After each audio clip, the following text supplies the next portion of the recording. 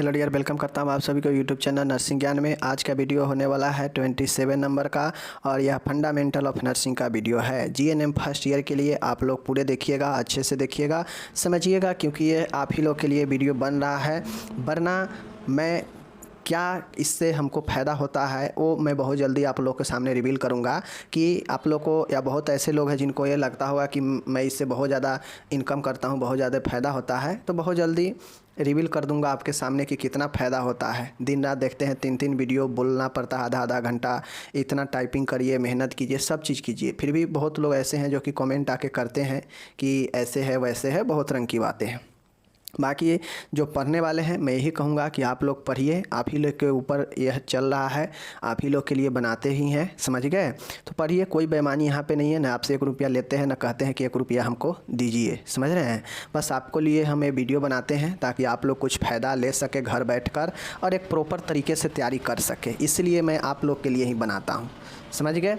और कुछ जाहिर सी बातें हैं, आप खुद जानते हैं, कुछ मुझ फ़ायदा मिलता है जिसके कारण से सब, अब मानिए दिन भर में प्रॉपर इसमें लगा रहता हूँ तो कुछ अगर फ़ायदा अगर किसी को नहीं होगा कोई काम से, तो काम करेगा? आज के समय में नहीं करेगा, तो जानते हैं।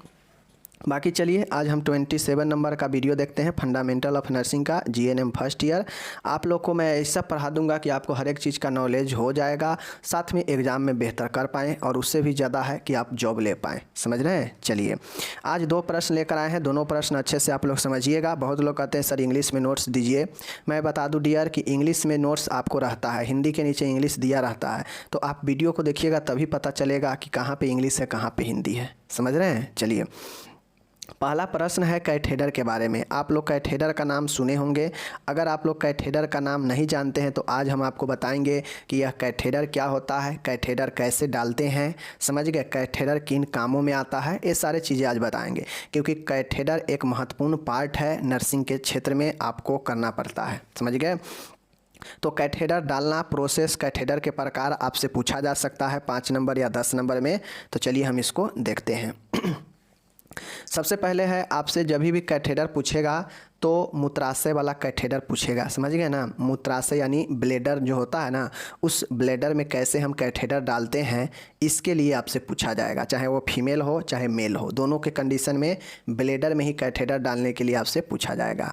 तो चलिए देखते हैं। वही कहता है मूत्राशय में कैथेडर डालना, कैसे डालेंगे, एक कैथेडर क्यों डाला जाता है, क्या उद्देश्य होता है, क्या प्रोसीजर है, सब चीज़ बताएंगे।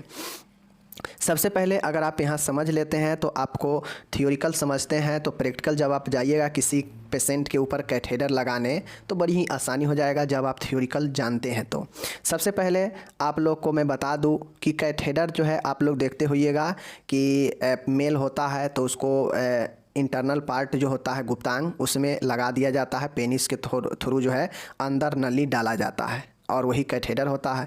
इसका मुख्यतः काम यही होता है कि अगर मान गए दवाई देना हो अंदर तो उसके ज़रिए भी दवाई भी दिया जाता है और उसके ज़रिए मूत्र को बाहर निकाला भी जाता है। अगर किसी को यूरिन रिटेंशन हो जाता है, मतलब यूरिन रुक जाता है, नहीं पास हो पाता है, तो उसको कैथेडर लगाया जाता है और ये कैथेडर डायरेक्ट जो है आपको ब्लेडर में पेनिस के द्वारा, पेनिस में छोटा सा छिद्र होता है जानते हैं, उस छिद्र के जरिए एक जो है रबर के बना हुआ नली होता है और उस नली को उस जो है पेनिस के अंदर जो है डाला जाता है लुब्रिकेंट के सहायता से।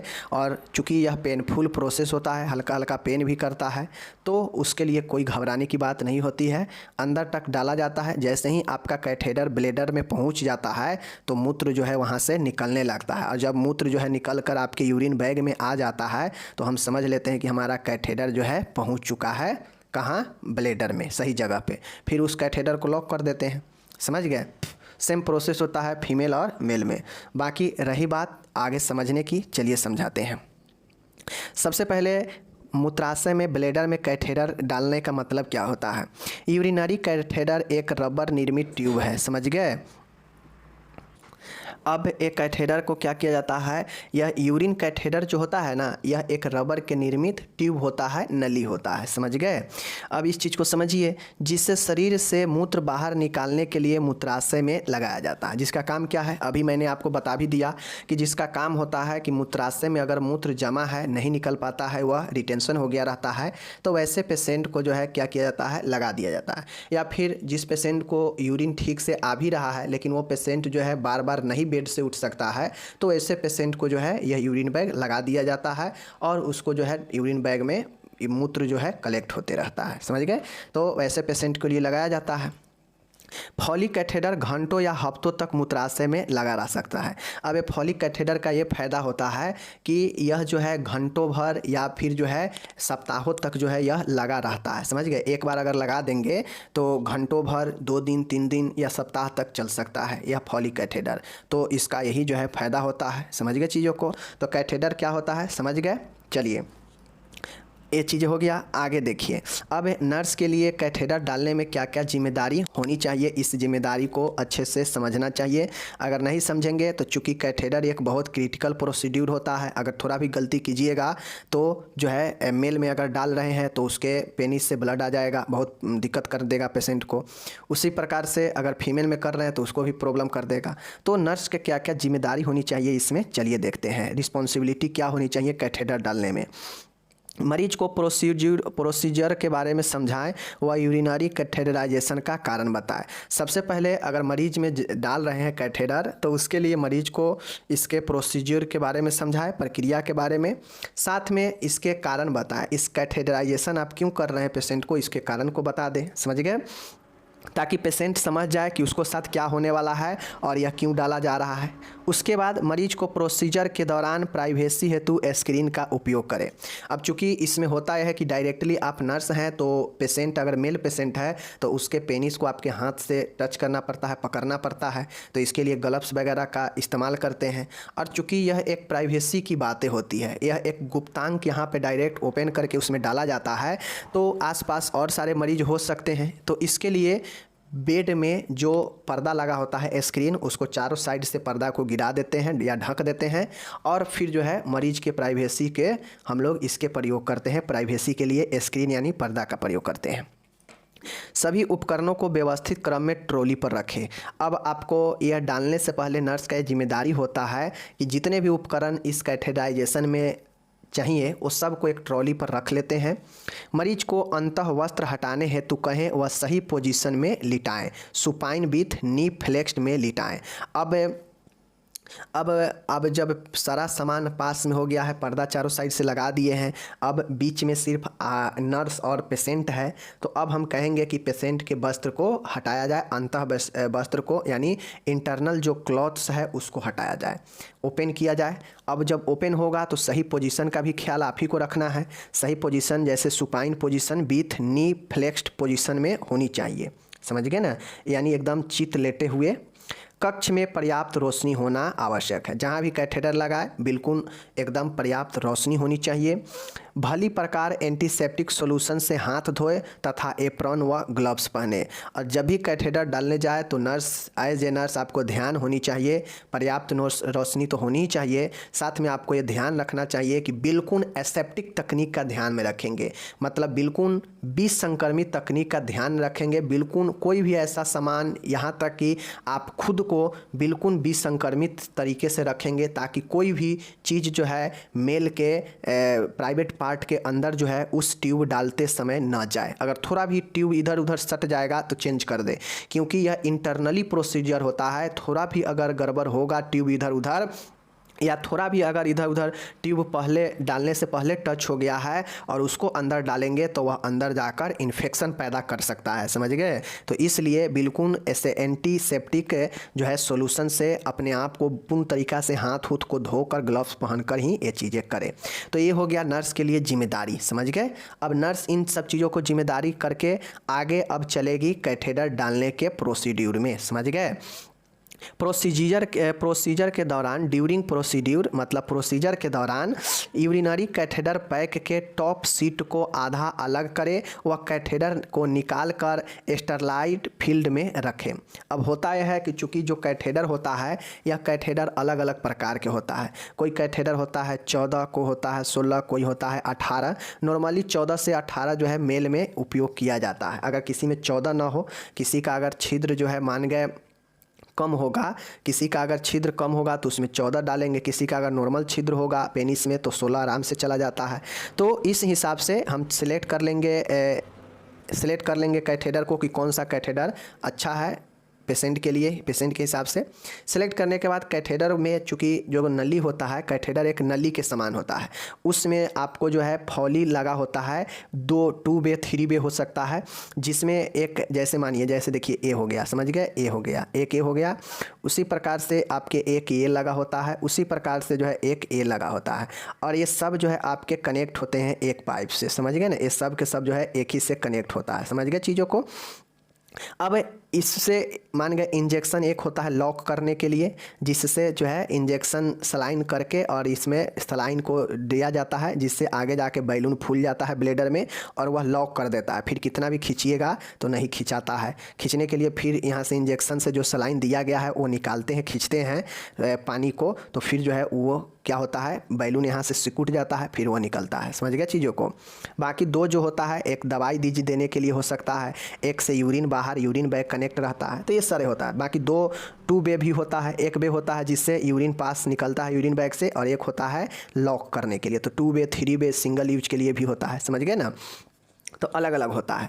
तो ये जो नली कैथेटर होता है, इसमें जो है आपके कैथेटर पैक होता है, सील पैक होता है, पनी के ऊपर से ढका रहता है। तो जब हम जिस वाले भाग को, टॉप वाले भाग को जब लगाते हैं पेनिस में, तो उधर से पनी को हटाते हैं। पनी हटाएंगे तो उसको बिल्कुल विसंक्रमित एरिया में रखेंगे। ध्यान देंगे कि किधर भी यह टच ना हो। जिधर से पनी हटाए हैं पेनिस में डालने के लिए, तो वो नली इधर उधर कहीं भी टच नहीं होनी चाहिए। इसको स्टरलाइज में रखेंगे, समझ गए। आगे है, मरीज को जेनिटल भाग को गॉज स्वैब से साफ करें व यूरेथ्रा के आसपास का क्षेत्र नॉर्मल सलाइन से साफ करें। अब सबसे पहले ट्यूब डालने से पहले हम ट्यूब को सेलेक्ट कर लेंगे कि कौन सा ट्यूब लेना है, समझ गए ना। ट्यूब अब ले लिए, सेलेक्ट कर लिए।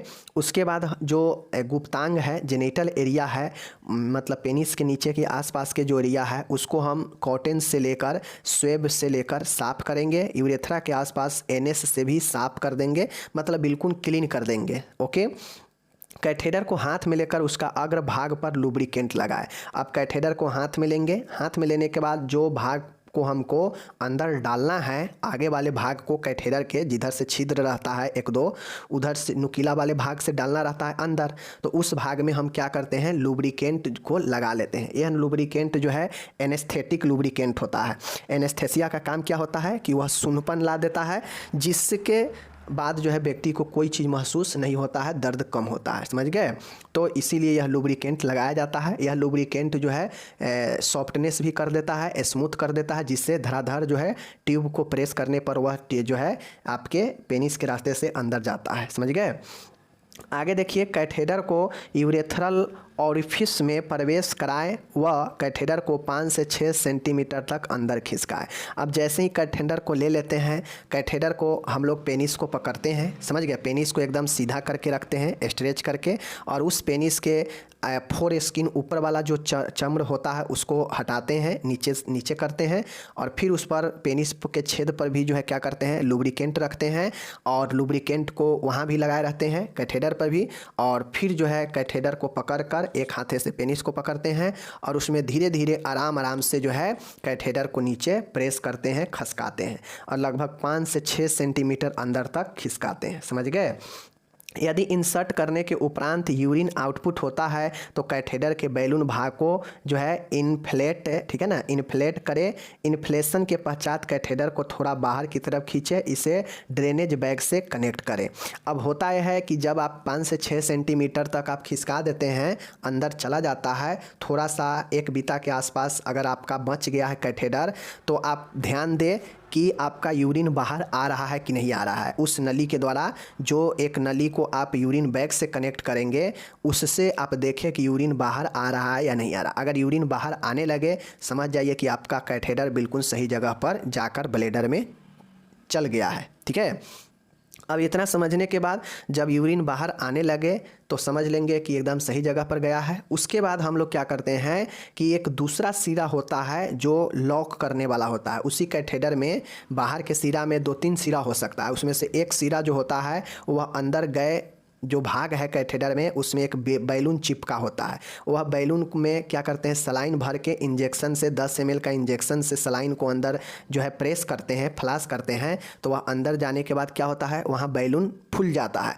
और वह ब्लैडर को जो है क्या करता है, लॉक कर देता है। और लॉक जब हो जाता है, सलाइन जब दीजिएगा तो वह लॉक हो जाएगा। लॉक होने के बाद थोड़ा सा जो है कैथेटर को हम खींचते हैं। खींचने से जो है वह एकदम जो है लॉक हो जाता है। और जब खींचने से जब कैथेटर बाहर ना आए, ना खिंचाए, तो समझ छोड़ दीजिए, फिर वहीं पे समझ गए, और वह लॉक हो गया रहेगा। और जो है उसके बाद हम लोग ड्रेनेज यानी जो बैग है, यूरिन बैग, उसको कनेक्ट कर दीजिए कैथेटर से। समझ गए, ये प्रोसेस है। आगे देखिए, कैथेटर की ट्यूब को थाई भाग पर टैप से सिक्योर करें। अब जो कैथेटर ट्यूब होता है वह हिले डुले नहीं।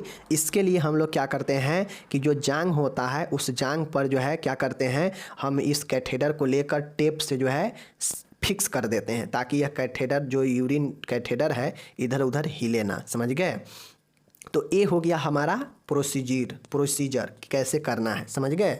अब प्रोसीजर के बाद की बातें हैं। नर्सिंग जिम्मेदारी देखें, प्रोसीजर देखें। अब हम देखेंगे प्रोसीजर के बाद। मरीज को पुनः पैजामा व बेड कवर से ढक दें। अब जब हम लगा लें तो बिल्कुल जो है अगर कोई पानी वगैरह अगर भीगा हुआ है तो उसको साफ़ कर दे और पैजामा को पहना के बेड को कवर कर दे। समझ गए। यूरिन की मात्रा को मापन करें कि पेशेंट के अंदर से कितना यूरिन का आउटपुट बाहर आ रहा है। समझ गए। एक यूरिन स्पेसिमेन सैंपल एकत्रित कर लैब भिजवाएं। अगर पेशेंट का यूरिन का जांच करना है तो स्पेसिमेन कलेक्ट करें और उसको लैब में भिजवाएं जांच के लिए। सभी शेष वस्तुएं को वेस्ट बैग में डाल दें, और जो भी वेस्ट है जैसे सिरिंज होगा उससे, उसके बाद एनएस हो सकता है, एनएस के बोतल हो सकता है, प्लास्टिक वगैरह हो सकता है, तो उसको वेस्ट बैग में डाल दें जो भी अनावश्यक वस्तु है। उसके बाद है कर्टेन हटा दे व हाथ पुनः एंटीसेप्टिक से धोए। अब अपने हाथ पर जो भी लगा है ग्लव्स वगैरह उसको हटा दे। ठीक है, पर्दा को क्या करें, स्क्रीन को हटा दे और उसके बाद अपने हाथों को एंटीसेप्टिक घोल से धो ले। ओके। अब आवश्यक सूचना को नर्सेज के रिकॉर्ड में लिखें। अब चूंकि आप कैथेटर अप्लाई किए हैं तो आपको लिखना पड़ेगा नर्स के रिकॉर्ड में कि आपने क्या किया है। तो कैथेटराइजेशन का कारण लिखें कि किस कारण से आपने लगाया है, क्या डॉक्टर प्रिस्क्राइब किए हैं या फिर आप अपने मन से लगाए हैं, तो इसके कारण को लिखना चाहिए। समय लिखे, तिथि लिखे कि किस दिन कितने बजे लगाए हैं और कौन से कैथेटर लगवाए हैं। कैथेटर का प्रकार लिखें, जैसे आता है 14 नंबर का, आता है 16 नंबर का, 18 नंबर का, तो कौन सा लगाए हैं आपको लिखें। साथ ही कुछ कैथेटर का प्रकार यहाँ पे दिया गया है, जैसे सिंगल यूज कैथेटर या इसी को स्ट्रेट कैथेटर कहते हैं। दूसरा है 2 वे फॉली कैथेटर, तीसरा है 3 वे फॉली कैथेटर। 2 वे फॉली कैथेटर होगा, इसमें 2 जो है आपके बे रहता है, इस प्रकार से जो है आपको 2 बे रहता है। समझ गए। और इस प्रकार से ऐसे रहता है। 3 होगा तो इसमें 3 बे रहता है, 3 रास्ता रहता है। समझ गए। इसी प्रकार से मैं आपको बता दूं, सिंगल यूज वाला होता है जिसमें सिंगल होता है, एक ही जो होता है, और एक ही यूज वाला होता है, तो यह सिंगल यूज या इसी को स्ट्रेट कैथेटर कहते हैं। तो ये तीनों याद रखिएगा। ओके, कोई दिक्कत नहीं। चलिए आगे चलते हैं। अब हो गया यहाँ पे आपका समाप्त। प्रोसीड्यूर भी समझा दिए, नर्स के जिम्मेदारी भी समझा दिए, प्रोसीड्यूर के बाद क्या करना चाहिए वो भी समझा दिए। तो ये चीज़ें मैंने आपको क्लियर कर दिया। ओके, कोई दिक्कत नहीं। अब टाइप्स भी बता दिए। अगर आपसे टाइप्स पूछा जाएगा तो आप टाइप्स को भी जो है क्या कीजिएगा, लिख दीजिएगा। तो यहाँ पे टाइप्स भी आपको बता दिए। अब यहाँ पे हो गया कैथेटर। अगर आपसे यूरिनरी कैथेटर के बारे में पूछा जाएगा तो बता दीजिएगा। समझ गए। उम्मीद है समझे होंगे। चलिए, अगर आप डिटेल से देखना चाहते हैं कि कौन कौन से सामान चाहिए, क्या क्या कैसे प्रोसीड्यूर करते हैं ये, तो आपको मेडिकल नर्सिंग वाले चैनल पर आपको मिल जाएगा, वहाँ से जाके सीख सकते हैं। ओके। अब यहाँ पे टोटल ऊपर के जितने भी हिंदी पढ़े हैं सब का इंग्लिश यहाँ पे दिया गया है। अब ऐसा मत फिर कहिएगा कि आप इंग्लिश में नहीं देते, हम सभी का इंग्लिश देते हैं, बस आपका देखने के देरी रहता है। ओके, यहाँ पर सारा के सारा जो है मैंने आपको दे रखा है। ओके, चलिए अब हम लोग यहाँ पे चलेंगे, आगे चलेंगे। आगे मेरा है यहाँ पे देख लीजिए, कहता है शीत एप्लीकेशन के बारे में संक्षेप में लिखे, यानी कोल्ड एप्लीकेशन के बारे में हमसे पूछा जा रहा है। समझ गए, कोल्ड एप्लीकेशन के बारे में जो है आपसे पूछा जा रहा है। तो कोल्ड एप्लीकेशन होता क्या है इसके बारे में, ये भी इंपॉर्टेंट है 5 नंबर के लिए। तो चलिए हम इसको डिटेल से देखते हैं। देखिए, एक बनता है कोल्ड एप्लीकेशन, एक बनता है हॉट एप्लीकेशन। तो कभी कभी आपसे 5 नंबर में हॉट एप्लीकेशन और कोल्ड एप्लीकेशन दोनों में अंतर भी पूछ लेता है। एप्लीकेशन के मतलब क्या होता है, लगाना, लागू करना, समझ गए ना। और कोल्ड मतलब शीत, मतलब ठंडक, ठंडक कैसे दिया जाना है, यही समझ लीजिए। चलिए देखते हैं, परिभाषा समझिए कोल्ड जो है एप्लीकेशन का। कोल्ड एप्लीकेशन ऊतकों यानी टिश्यू, मांसपेशी व ज्वाइंट, मतलब समझ रहे हैं ना, ज्वाइंट में दर्द से राहत हेतु प्रदान करने की एक प्रक्रिया है। अब माय डियर, कोल्ड एप्लीकेशन जो होता है, चाहे आपके हड्डी में दर्द करे, ज्वाइंट में दर्द करे, मांस में दर्द करे, समझ गए, या फिर कहीं टिश्यू में पेन हो, तो इसमें दर्द में राहत प्रदान करने की एक प्रोसेस है, एक प्रक्रिया है, जिसके तहत हम कोल्ड एप्लीकेशन करके दर्द से राहत देते हैं। आगे देखिए, शरीर के किसी भाग में इन्फ्लामेशन होता है तो उस भाग में दर्द व सूजन होता है। बर्फ के एप्लीकेशन से उस भाग की रक्त सप्लाई में कमी होती है व चोटिल भाग में सूजन कम होने में दर्द से राहत मिलती है। अब होता यह है कि कोल्ड एप्लीकेशन कैसे काम करता है, तो हम तो जान गए कि यह जो है टिश्यू में, मांस में, ज्वाइंट में दर्द को कम करता है, यही एक प्रक्रिया है, समझ गए। साथ ही शरीर के आपके किसी भी भाग में कोई इन्फ्लामेशन हुआ है, और मैं बता देता हूँ सेकेंड ईयर में आपको इन्फ्लामेशन के बारे में पढ़ना है। इन्फ्लामेशन का मतलब होता है प्रदाह। प्रदाह उसको कहते हैं चाहे आपका कोई चोट के कारण हो या संक्रमण के कारण हो, दो ही चीज़ें होता है, या तो जल जाएगा या चोट लगेगा या संक्रमण हो जाएगा, तो उस जगह पर लालिमा होगा, सूजन होगा, दर्द होगा, ठीक है ना, जो भी रिएक्शन होगा उस जगह पर, वही आपका जो है इन्फ्लामेशन के परिणाम होते हैं। तो दर्द और सूजन इन्फ्लामेशन का एक महत्वपूर्ण जो है आपके रिएक्शन देखते हैं। तो उस भाग में जहाँ इन्फ्लामेशन है वहाँ पे दर्द व सूजन को क्या करता है कि कम करता है, समझ गए। कोल्ड एप्लीकेशन बर्फ़ के, समझिए एक बर्फ़ का टुकड़ा है, उसको कपड़ा में बांधकर जिस भी भाग पर दर्द हो रहा होगा, सूजन है, वहाँ पे अगर उस बर्फ़ से सेकाई करते हैं तो वहाँ पे सूजन है, ब्लड का सर्कुलेशन कम होता है, जिससे सूजन कम होता है और दर्द कम होता है, ठीक है। तो वही कहता है कि शरीर के किसी भाग में इन्फ्लामेशन होता है तो उस भाग में दर्द व सूजन होती है, बिल्कुल सही बातें हैं। बर्फ़ के एप्लीकेशन से होता यह है कि उस भाग में जहाँ पे दर्द और सूजन है वहाँ पे रक्त सप्लाई, ब्लड सर्कुलेशन कम होती है। अब जैसे ही ब्लड सर्कुलेशन कम होती है तो वहाँ पर इन्फ्लामेटेड यानी चोटिल भाग में सूजन कम होने से दर्द में राहत मिलती है। तो यही हमारा कोल्ड एप्लीकेशन का परिभाषा या जानकारी कहिए, समझ गए। आगे चलिए, अब रही बात, आपको दिमाग में ये आ रहा होगा कि भाई कितना देर जो है यह चीज़ें कोल्ड एप्लीकेशन करेंगे कि दर्द से राहत मिलेगा। तो देखिए, ड्यूरेशन, अवधि, चोटिल व इन्फ्लामेटेड भाग में अधिकतम 20 मिनट की अवधि तक कोल्ड एप्लीकेशन किया जाता है। अगर आप चाहते हैं चोट से या इन्फ्लामेटेड भाग से दर्द और सूजन को कम करना है कोल्ड एप्लीकेशन के ज़रिए, तो अधिकतम आप 20 मिनट जो है कर सकते हैं एप्लीकेशन, और इस 20 मिनट से आपको जो है इन्फ्लामेटेड या चोटिल पार्ट से दर्द और सूजन में कम होता है, ठीक है। एक बार 10 मिनट तक करने के पश्चात कुछ अंतराल के बाद पुनः कोल्ड एप्लीकेशन जो है किया जाता है। 20 मिनट के अवधि में पहले 10 मिनट आप कर लीजिए, फिर कुछ देर अंतराल रखिए, ठीक है, और उस अंतराल के बाद फिर से आप पुनः बाद में शुरू कर सकते हैं। इस हेतु आइस पैक को एक पतले कपड़े के आवरण में लपेटकर अप्लाई किया जाता है। अब होता है कि आप अलग अलग तरीके से कोल्ड एप्लीकेशन कर सकते हैं। बहुत लोग देखते होइएगा कोल्ड एप्लीकेशन एकदम ठंडा पानी से भिगोकर कपड़ा को और उससे भी जो है सेकाई करता है, लेकिन बेहतर होता है कि जो बर्फ़ के टुकड़ा होता है ना, उस बर्फ़ के टुकड़े को आइस पैक बना लीजिए, एक गोला बना लीजिए कपड़े में, पतले कपड़े में कॉटन के, और उससे सेकाई करें, उससे लपेटकर अप्लाई करें, जिस भी जगह पर दर्द है वहाँ पे रखें, तो वहाँ पे सूजन और दर्द कमता है, समझ गए। तो यही कुछ अवधि है, करने का प्रोसेस है।